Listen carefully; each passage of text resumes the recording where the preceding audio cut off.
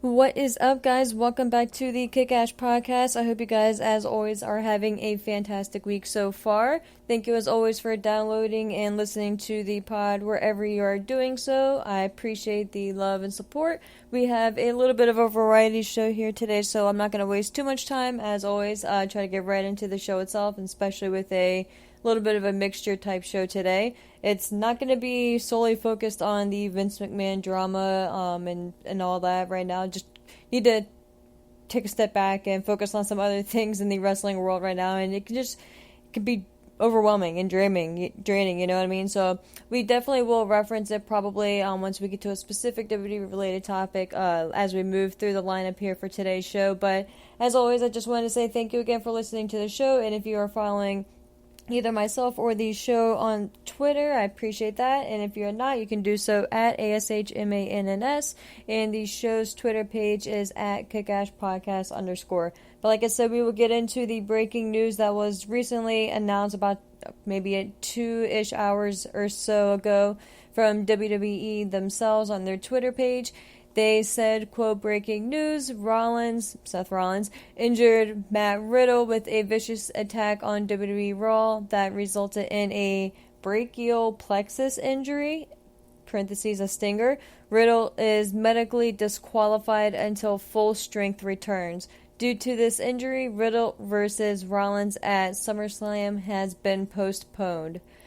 That is a big blow to the card, in my opinion. Those are two big stars getting pulled from the show itself, especially now leaving Rollins with possibly nothing to do at SummerSlam. We'll get into what this now leads Rollins to do at SummerSlam itself, but Rollins himself has actually addressed the breaking news himself on Twitter as well. I feel like I just said himself a lot. I don't know why, but Rollins said on Twitter, he said, quote, for anyone who purchased a ticket to #SummerSlam hoping to see me in action, I apologize. I did everything I could over the last 6 months to earn my spot on this show, but some things are out of my control. Thank you for always singing my song. They'll hear you someday, unquote.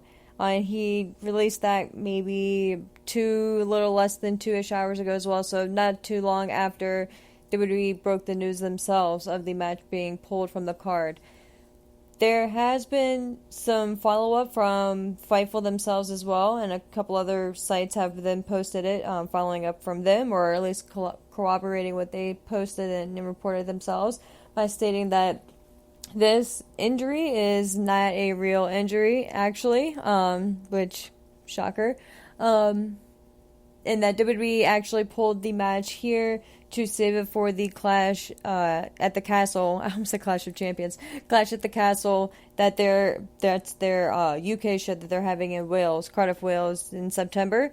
So if that's the case, I don't know how to feel about that. That's pretty shitty for the fans who are attending SummerSlam. I don't really know at this point how many fans bought tickets specifically for that match. It's not like this is Reigns and Lesnar being pulled or anything like that, so thank God for that. But I mean, at the same token too, that is, like I said, two big stars being pulled from the card itself. And if Rollins truly does not have anything to do at SummerSlam now, that's a big deal. And I saw somewhere that it would be the first time since 2013 that Rollins hasn't been on the SummerSlam card. And if that's true, then that's pretty big, especially when he himself isn't the one that's injured, either kayfabe or not. So I don't know. It's a big blow. I hope that part of me hopes at least that they find some type of replacement for Rollins, whether that be going against like an AJ Styles, who doesn't appear to have a match on the card either. Have some type of open challenge, whether that's someone from NXT 2.0, like a Carmelo Hayes. Carmelo, in the past has referenced that he really feels in his soul that he someday will have a match at WrestleMania against Rollins. So this could be a fun little tryout-ish type match to see how they mesh with each other and to see their chemistry in the ring and things like that. And that would be a huge moment for Carmelo Hayes, obviously. And I think that would be something cool. And it would be kind of a cool play-in with Triple H now being the head of creative, which we'll talk about in a little bit here. But yeah, I think you'd have a lot of options that you could do with Seth at SummerSlam. And I think it would be criminal to leave him off the card. Just someone with his caliber and just his presence and his, say what you want about the term itself, but Seth is a superstar, and you feel that whenever he's on the screen. So to not have him on SummerSlam, which is the second biggest pay-per-view, PLE, whatever you want to call it, of the year, I feel like would be a big deal. So hopefully they find a way to get him on the card, especially since his match with Riddle didn't really have that much of a story specifically going into it anyway. They just kind of threw it together kind of last minute, a couple weeks ago, maybe 2-ish weeks ago or so. So we'll see what ends up happening with that, and if Rollins finds his way back onto the card itself. But moving on after that, we have the other breaking news from a couple days ago now at this point of Triple H officially taking over the head of talent and talent relations, creative, pretty much the head of the creative writing and the creative direction for WWE in and of itself for both Raw and SmackDown, and obviously NXT as well, which is a whole podcast in and of itself, so I'm not going to fully address that here today. Like I said, we have a little bit of a mixture of a show here today, but I think it should have been a gimme for the executives in WWE at this point to give the ball to Triple H and to kind of let him do his vision and play out his vision. If you watched NXT Black and Gold brand from, I would say maybe, 2015, 2016 through 2019, those are some of prime years of wrestling. I don't care what company you're with or what promotion is your favorite or anything like that, or if you hate WWE at this point, if you love wrestling, you probably thoroughly enjoyed NXT, and if you didn't, I would honestly thoroughly love to hear why. Not saying that everything they did was completely perfect and there wasn't some logic gaps or anything like that, or things that could have been tweaked or anything like that. Nothing's perfect, but from a wrestling standpoint, on a weekly basis, especially when they started airing more, I believe when they still were on the WWE network and they moved over to a 2-hour show, and then things kind of took a downward spiral once they got on the USA Network, and that's a whole other story with the competition going up against AEW and whether that was a good call looking back on things. But man, like some of the weekly episodes, like and especially the takeovers themselves, like some of those NXT takeovers legit were better than the main pay-per-views that WWE were putting on. And I know AEW wasn't really around at some of the prime years for NXT TakeOver, but I truly think rather that AEW kind of maybe took a feel from NXT in a lot of ways and kind of adapted a lot of their vibe and the look. And kind of when you break it down, the mechanics of it, right? Which may be a fun episode to get into. But man, I really, I'm pretty sure I mentioned on one of the recent episodes here, I really miss the NXT Black and Gold brand. And look, I know Triple H not being head of talent, creative, and all that stuff, he has a lot on his hands going forward, but I hope NXT is a priority, and I'm sure it will be because that was always his baby, and I'm sure he has a lot of mixed feelings, and maybe not so mixed, about the direction of NXT 2.0 and the drastic change that Vince and company kind of did and placed on that show itself. So it'll be interesting to see what NXT either reverts back to being or continues to be, and maybe we just see some small tweaks or anything like that. But I don't know, that in and of itself is like a whole nother topic with Triple H being the head of talent and head of creative at this point. But I think, look, and if you're a wrestling fan, you've probably heard a lot of people talking and speculating on a lot of different topics and a lot of different directions with Triple H being in charge now. But I think the one thing we all need to keep in mind is just giving it time. I don't expect to see any drastic change with anything, with whether it's in regards to like the format of the shows, whether it's in regards to roster changes, or for instance, like the brand split. Will we continue to see the brand split going forward, or we're going to see any major changes to SummerSlam, which I'll kind of hit on here in a second. But I think we just got to give it time. I don't expect to see anything definitely within the next few weeks, or maybe even the next few months or a year.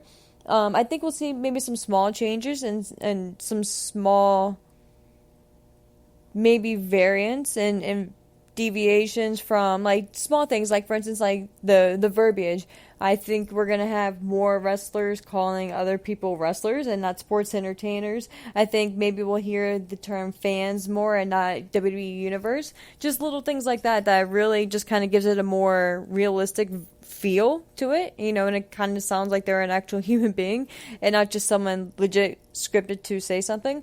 But I think it's exciting, and I think it gives everyone hope, all of us wrestling fans, and I think that it's nothing but positive, and I think that it was probably the best decision, that they could have made, and I'm just happy that they went with it. And I think that going forward, whether we keep the likes of, your Kevin Dunns and Bruce Pritchards and things like that, I think all of those situations and cases are different, and I don't think that they should all be clustered into like Vince McMahon guys and just everyone just be removed. I think that, like I said, everyone is an individual, and the people who are working there and the people who are empowered know better than any of us on the outside who is actually sincere and genuine in their role, and who is just there to make a paycheck and just kiss ass and stuff like that.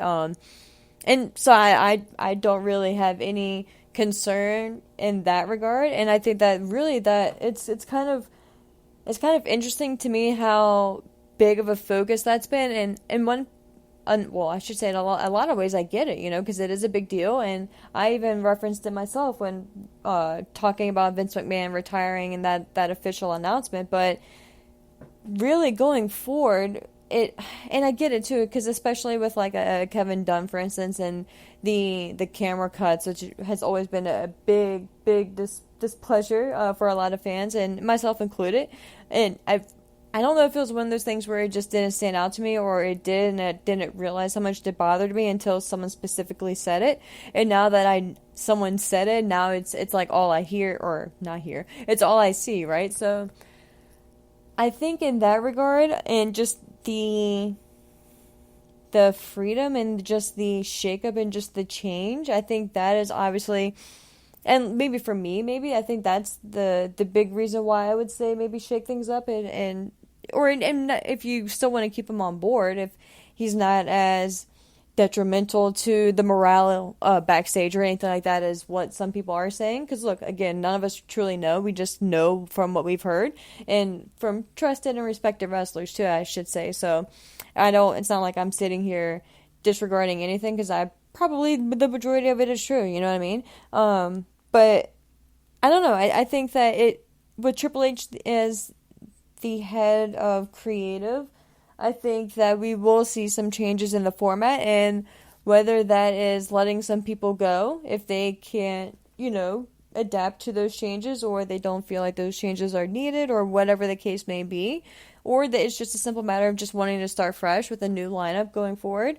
I'm excited to see it, you know what I mean? And I do think that we will get changed, but I think it will take time, especially with the monster and the beast of a company and a machine that WWE is. It's nothing that you can... I think it would be very, very jarring and shocking to the system to try to make 5-10 changes overnight, you know what I mean? Especially in front of a big show that you have coming up in SummerSlam, like I said, it being the second biggest event of the year for WWE. I don't really see why you would make major changes in the final week and the go-home week to that pay-per-view. I think, if anything, if you do want to start making changes, and if you're Triple H and you do want to make visible changes on, for instance, Raw and SmackDown starting next week, then you can, but I don't think it's really necessary right now. But I do think if you do want to strike while the iron is hot, and while everyone is still super excited, and it's still a positive talking point that you're, a new creative force in charge, and that there's a possibility for a new creative direction and shift in WWE, I think that you do want to at least pull to trigger on a couple big things, and it could be big in one way and then not anything major in the other. You know what I mean? Like I said, whether if it's just giving the wrestlers more flexibility and more creative freedom on the mic and just with their characters, I think that would be something that we would notice. I think listening to the commentators, I think hearing them just react more naturally and just not sound like just kind of spokespeople for like specific ads and things like that. And I get that you need to put over certain sponsors and things like that, but just be more loose and just kind of like maybe not to the full extent of AEW commentators, but like just a happy medium, you know what I mean? So, and I get being WWE, you have a shit ton of things that you need to promote and things like that. So it in that regard, it may be better to have more of a structure in that regard, but I don't know. I feel like there is a way that you still can like loosen the change and the chains rather, and just loosen the grip on the commentators as well, and that'll obviously make a big difference as well because the majority of your audience week to week is watching at home. You know, you have what 5, 10, 15,000 people in the arena, and you have millions watching at home. So I think what we hear at home is going to get us, and see at home is going to get us more excited to then attend the show when it comes to our area. So it all ends up tying together and playing hand in hand, in my opinion. But what I'm also excited to see going forward too is the talent scouting that we're going to be getting from Triple H going forward. They are holding talent tryouts in Nashville, and there was a report from earlier today that Paul Heyman is attending those talent tryouts with Triple H, and if so, then that's obviously a really good sign.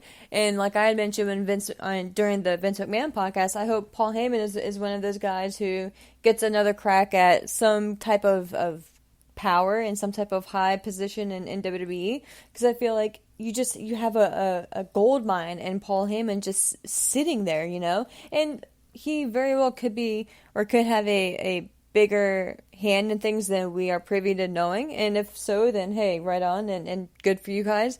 But if not, then I just feel like you're just wasting away like a prime resource that you have really just sitting in your lap. So I definitely hope that report is true, and if so, then you have one of the best there. Obviously, that if you're a fan of wrestling, you know Paul Heyman and his eye for talent and his eye for the future. I mean, look at Brock Lesnar. So there's just so many positive things going forward, and with Triple H being the head of the creative direction with WWE. So I think, like I said at the beginning of this, the main thing we as fans just need to allot for and be cognizant of is just time, and just giving it time to play out, time for everything to fall into play, you know what I mean? And it, like I said a little bit ago, the WWE is a huge machine. Like there's, you can, I guess, rip up the script and just do something completely off the wall, but again, you have to have continuity going forward. That was one of the things that us as fans really complained about. So I don't think you want to go in there and completely shake things up. That's going to be completely opposite of what you're doing right now, without having a play in a 6-month time frame of a 6-month lineup going forward, a 6-month idea going forward. And that's all. That requires a lot of manpower. And like I said, we are just days after all of this going into play and all of these huge changes going into effect. And obviously, like I just mentioned, we have a big event coming up in less than a week. We're 3 days out, not even at this point, from SummerSlam. So none of us should expect anything definitely this week prior to SummerSlam. Maybe I would say earliest next week. And like I said, just something maybe small but big, you know, small not being something, I don't know, because, and you know, as I'm sitting here kind of thinking it out and looking at the calendar, Triple H, there is a report saying that Triple H would love to make a big splash at SummerSlam if it made logical sense. So I don't really know what that would be besides the main event. Of course, that being Roman Reigns and Brock Lesnar, whether that's having Roman Reigns lose one of the championships themselves, whether it be like the WWE title or the Universal title and still holding on to the other, which I'm pretty certain he would probably lose the WWE title and maintain the Universal Championship, because I believe that's the one that he's held on to the longest right now. So I don't know, and if that's the case, then hey, I'm all for it. And as long as, which I'm sure, they're not dumb, and I trust this group going forward, if they are willing to shake shit up and make a huge change at SummerSlam and make a big splash, then I'm all for it. But I'm not really expecting them to, and I'm not going to be disappointed coming out of SummerSlam if I don't see anything monumental happen, or if I don't see something that's an obvious change or anything like that, or even for the next month or so, like I said. So we just, all as fans, we can sit here and be excited as fuck, about the change, but we just got to be patient to it at the same time. Going forward, kind of to transition into the next topic here, what I do think is going to be something exciting, like I was referencing there with the talent scouting that Triple H and Paul Heyman are going to be doing. I think it's going to be interesting to see is what type of talent that they continue to bring in. And with that being said, a lot of guys like your Seth Rollins, right, from Tyler Black days, your Kevin Owens, your Sami Zayns, your Shinsuke Nakamura's, Finn Balor's. Triple H really moved towards like the variety of wrestlers and the independent styles and independent scene wrestlers, and not just the big bodybuilder type where it was the WWE was known for in a lot of back in the day and things like that. So, and I think a lot of us kind of expected Triple H to kind of hone in on, and I think a lot of us were, myself, it's especially, were pleasantly surprised with the variety of talent that we got in NXT Black and Gold days. But I bring that up because moving on to my next topic here, we have Jonathan Gresham, who apparently has requested his release from AEW / Ring of Honor. We again had the Ring of Honor Death Before Dishonor pay-per-view this past weekend, which was very, very good. It was a very good show. And I'm sad I didn't get quite the chance to review the show in and of its entirety, but the ROH Heavyweight Championship match between Jonathan Gresham going in as your champion, facing off against Claudio Castagnoli, ended up opening the pay-per-view itself, which was very surprising. And yes and no, and a lot of me, or a lot of, part of me wonders if there wasn't the supposed issues going on with Gresham prior to the pay-per-view itself, whether it still would have opened the card or if it would have ended up closing in the main event slot. Just with the style of the FTR and Briscoe's tag team match, that was the main event, and that being the 2 out of 3 falls match and things like that. Just the length of that match in and of itself, I think that was perfect to put in the main event slot. So part of me doesn't really think that whether everything was peachy clean with Gresham and Tony Khan and Ring of Honor prior to the pay-per-view or not, I don't think that would have changed the positioning of the card itself.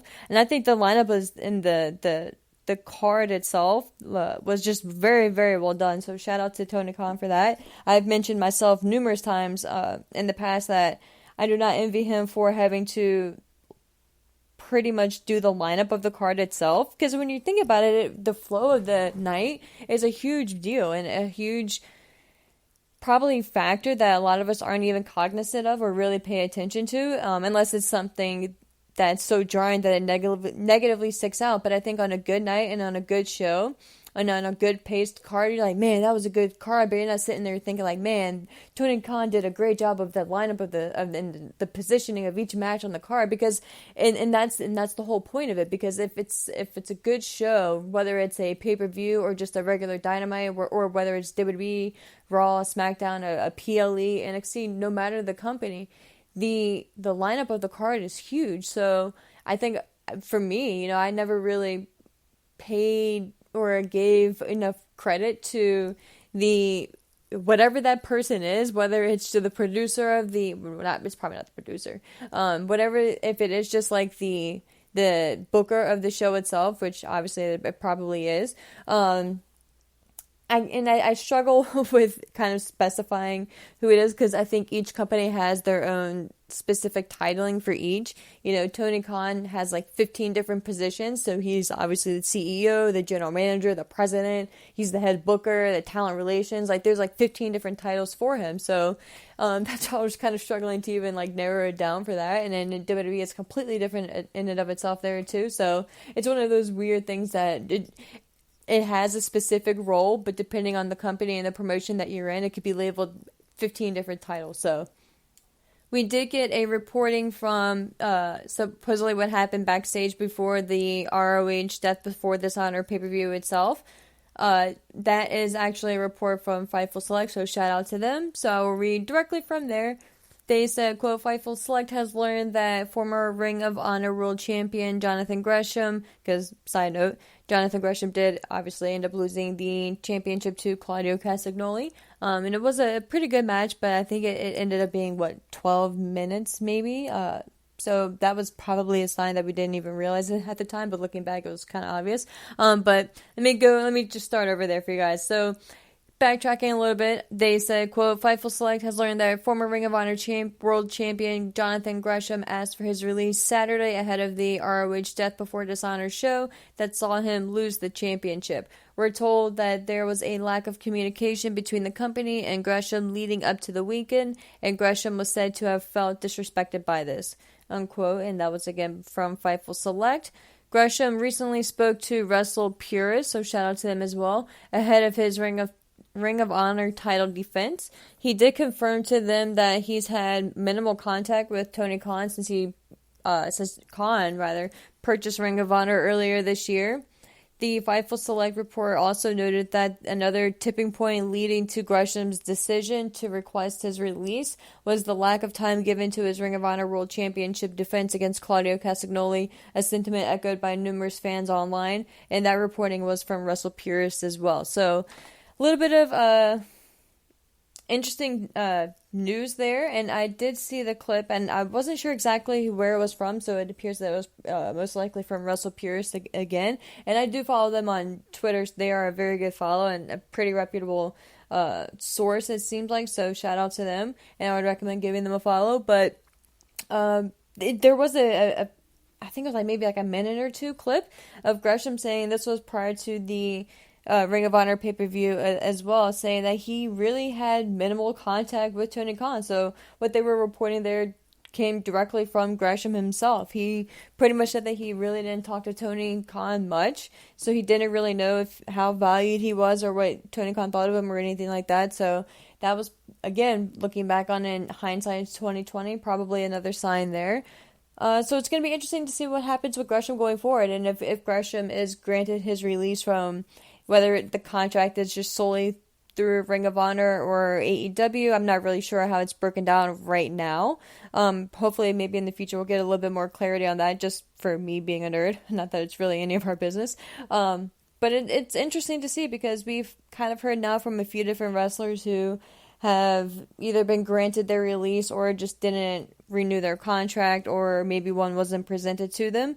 They kind of said the same thing, and not that they were even disgruntled or anything, but just the lack of communication and just the uncertainty on some things. So again, I don't think there's ever been a real acknowledgement or a real definition of the chain of command at AEW. Obviously, like I mentioned kind of jokingly, but in a serious way too, that Tony Khan is 15 different positions there. So us as fans, we've never really been made privy to the complete layout, and again, I think we're kind of spoiled from WWE in that regard too, that we just kind of have always known who's the head of command, who is the head of talent creative, who's the head of just every position that had anything to do with the product that we see. We kind of knew who was in charge of what. So I think with AEW, we're still kind of figuring that out and still learning who is in control of what. So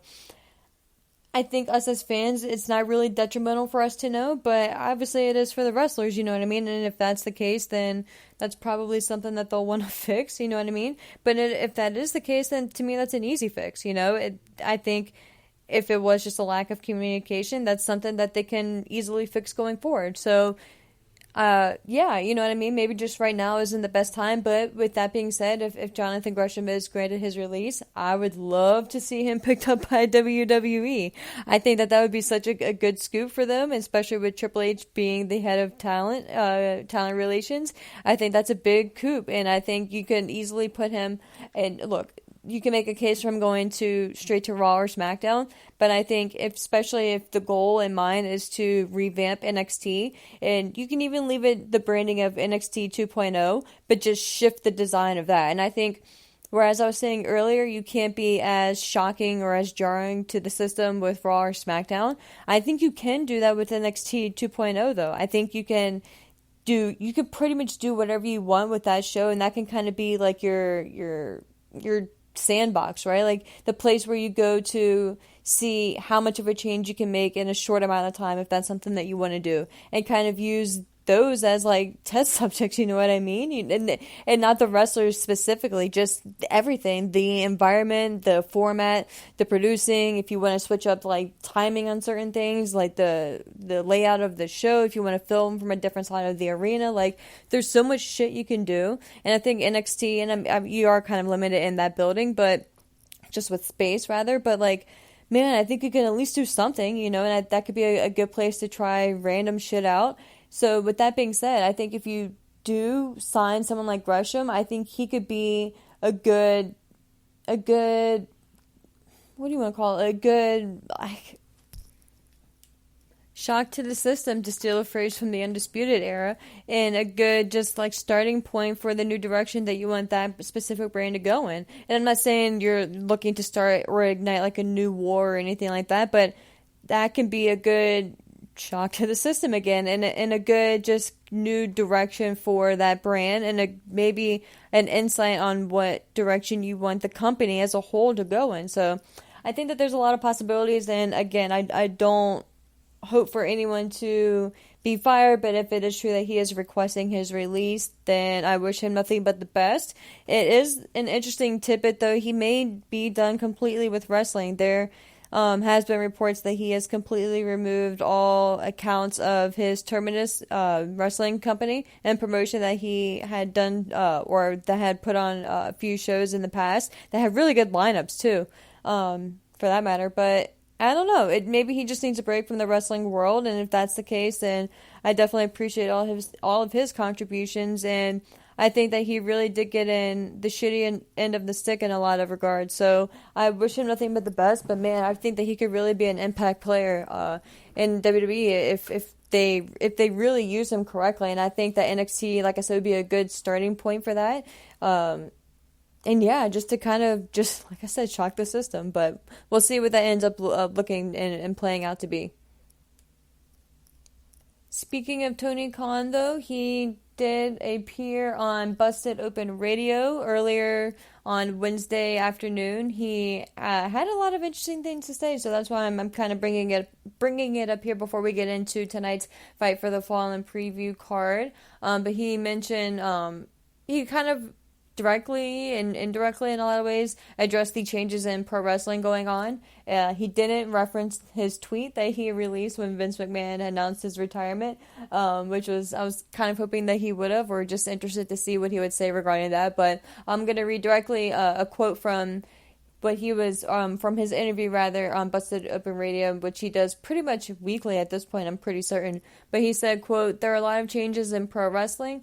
I think it's going to be really positive for the fans overall. I am a little amused that changes in the competition. People think that it's going to magically change the landscape. Some of these accounts, Twitter can be a fun place to follow, but some of the narratives I've seen every day for the last week are really amusing to me. I've got people signed here for 5 years, and people think that just because the CEO, chairman, head of creative, those people changed in the competition, people I have 5-year contracts with are going to magically switch teams. Good luck with that. Adam Cole is signed until 2027 now. I wouldn't expect to see him going anywhere anytime soon. Malachi Black has 5 years or has almost 5 years left on his deal. I wouldn't expect him going anywhere anytime soon. Just because these guys had some success under a previous administration somewhere else, they're not magically going to be anywhere. Those are two people I like, just as examples of people who have worked under the previous administration. I'm very amused by that. That's a narrative I see so-called wrestling writers pushing every day. It's pretty amusing." End quote. My man Tony Khan, yo, my dude don't play. So a lot of things with that, you know what I mean? A lot of things with that. And he, another interesting little fact from that interview, he had, well, not necessarily, I guess it is an interview. He had mentioned that Orange Cassidy that was brought up, I think, by Tommy Dreamer, and Tony Khan had mentioned that he, you know, at first he he had to sit down with Orange Cassidy and get an understanding of the character and what the character was and what it meant. And then once he got it, you know what I mean? And that's why he ended up pushing him, and that's why we see Orange Cassidy in the position that he's in now, because it just works. So, that being said, just a little side note, yeah, and I think the whole Twitter thing was brought up because they were speaking about just how Twitter can be a negative place if you allow it to be, or if you can't escape it sometimes. And they're just kind of stemming off of that. And, yeah, you know, it was very interesting to me, the two that he brought up, Adam Cole and Malachi Black. Malachi Black obviously being Aleister Black in NXT. And I think those two in particular, especially Adam Cole, were two that Triple H were just big. He just loved those two guys, right? Adam Cole, obviously, like, I don't need to say anything on that. If you watched Adam Cole in NXT, you know, right? So, and the same thing with Aleister Black. I think in that regard, he specifically mentioned Malachi, because Aleister was such a dropped ball by WWE, and when they released him, I just remember being completely shocked by that. And if not for nothing, they had the dude sitting in the fucking closet for like 6 months, like begging someone to knock on his door. Like, are you fucking serious? Like, what?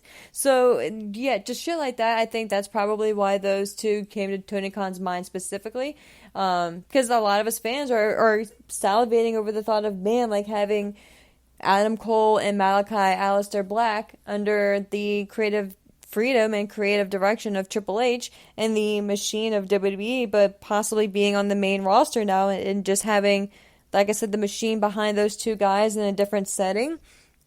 It'd pretty much be a no-brainer. You would absolutely see Adam Cole on a WrestleMania or an Aleister Black on a WrestleMania. And I think that's what me personally, as a fan, was salivating for, was seeing the day Aleister Black's entrance was done at a WrestleMania. Because I still, like, don't get me wrong, I really enjoy him in AEW, but Aleister's entrance in NXT with him just rising up and that creaking sound, it was just perfect. The entrance theme, the look, the vibe, it was just something different, man. And I think, not to compare him to The Undertaker, because they're two completely different characters in my opinion, but just, I think he had the opportunity, or he should have had the opportunity to be a next level star. And I really think that with the power of the machine that WWE is, to kind of like a Bray Wyatt, you know what I mean? The Fiend Bray Wyatt. I think that if you really have a character and you just hit it right at that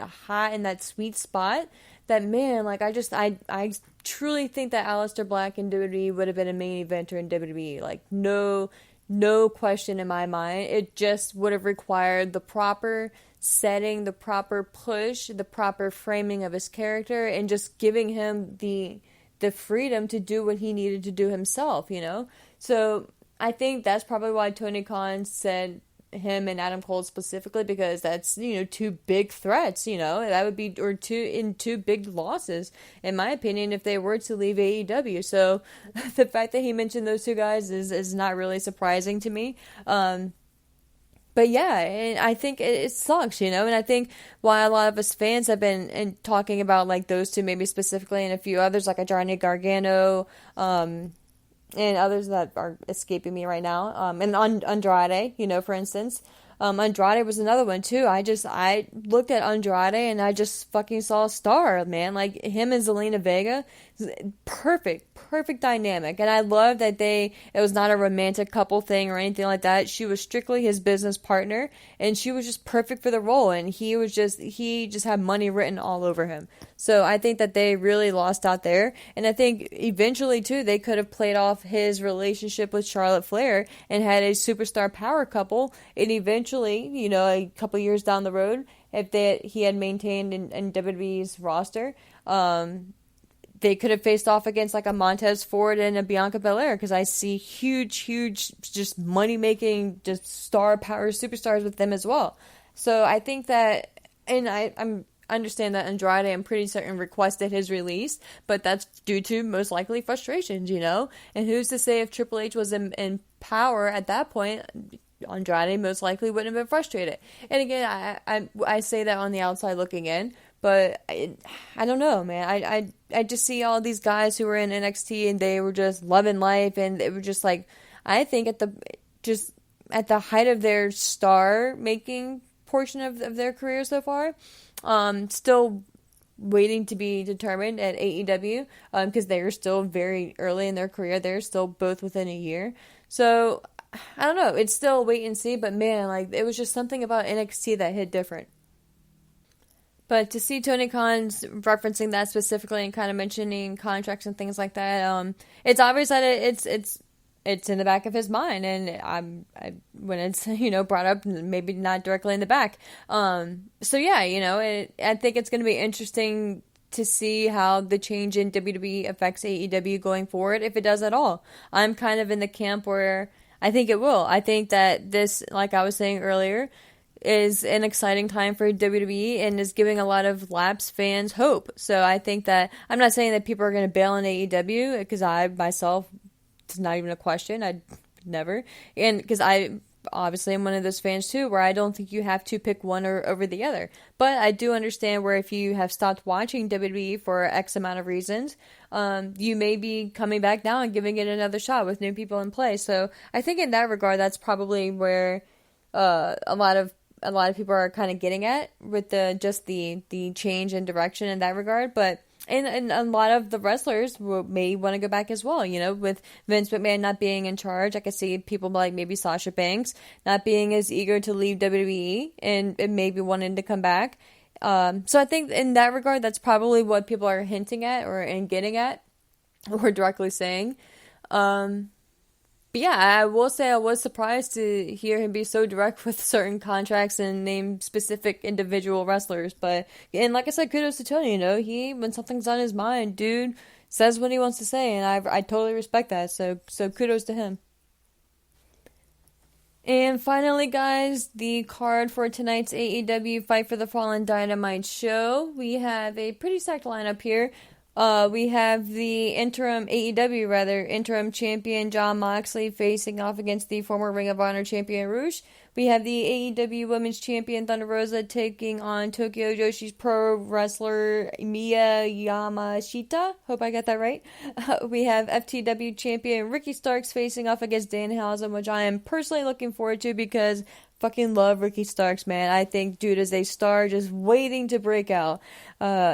Everything about him, man. He's just so funny. Like the way he mimics people. It's just everything about him, man. Like he's a little rock in the making. And Danhausen is just Danhausen. So I'm personally pulling for Ricky Starks here, and that reminds me, I still want to get a T-shirt of his. Next, we have the returning Bryan Danielson facing off against Daniel Garcia, which is going to be a fucking kick-ass good wrestling match.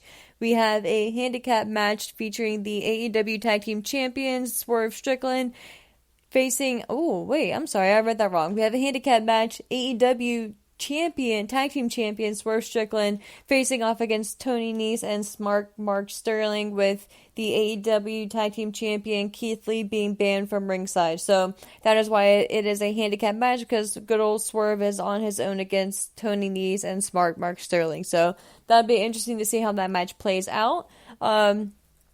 I don't know, it's not like the most like dynamic and like stacked card, but I mean it's a good lineup, and I think it's going to be a fun show. The return of Bryan Danielson is going to be a big deal. Jon Moxley versus Rush should be a good match, but I don't know why I'm just so looking forward to seeing Ricky Starks wrestle. That one is just really standing out to me. So yeah, I think it's going to be a fun night. I'm not really thinking or predicting this is going to be one of the top Dynamites ever, but I think this is going to be another solid and fun show, and I don't really recall ever having a Dynamite that sucked, so I don't know if that's setting the bar low or whatever. I don't mean that as a negative thing. And if nothing else, it's a big positive. So I say that in regard to it not being like the most stacked card we've ever had, but I think this is going to be a good wrestling match. And I think with the matches that we have announced here, there's a good chance that we're going to get a good amount of like backstage segments or promo segments for that matter, which I'm excited about. I hope we get some type of continuation from the House of Black and Miro. I really want to see what Miro ends up doing if he ends up joining the House of Black, which I hope he doesn't. I hope this is just not necessarily a swerve, but just a play to kind of maybe gain the trust of House of Black and then lure them into a false sense of security and then just kind of backstab them in a way. So that is the card, or the lineup rather, for the Fight for the Fallen Dynamite for tonight. Thank you guys so much for listening to the show. As always, we are going to wrap it up there. We're approaching about 45-ish minutes, depending on the length of the show here, and if I end up editing anything out. But as always, I appreciate you guys for listening through the entirety of the show. I normally try to keep them a little bit brief, but this one had a lot of topics that I felt we needed to hit on midway through the week here. So again, thank you guys for listening. I hope you guys have an awesome week, and we'll be talking to you soon. Take care.